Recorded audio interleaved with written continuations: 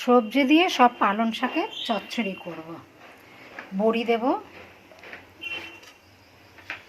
ফোড়ন দিলাম, 5 ফোড়ন, শুকনো লঙ্কা, তেজপাতা ফোড়ন দিয়ে দিয়েছি।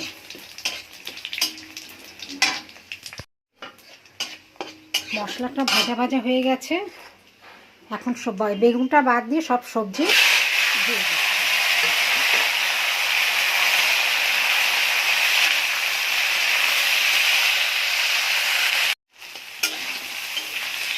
সবজিটা ভাজা ভাজা হয়ে গেছে। এবারে হলুদ, কাঁচা লঙ্কা, নুন দিয়ে দিই।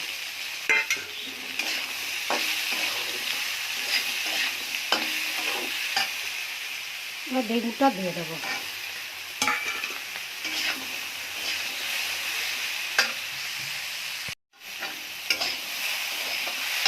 এবার পালং শাকটা দিয়ে দেবো।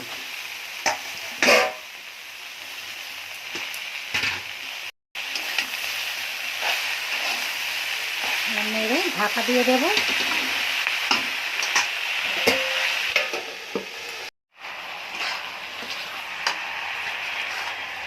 বড়ি ভেজে রেখেছিলাম, বড়িগুলো দিয়ে দিচ্ছি আর একটু চিনি দিয়ে দিচ্ছি।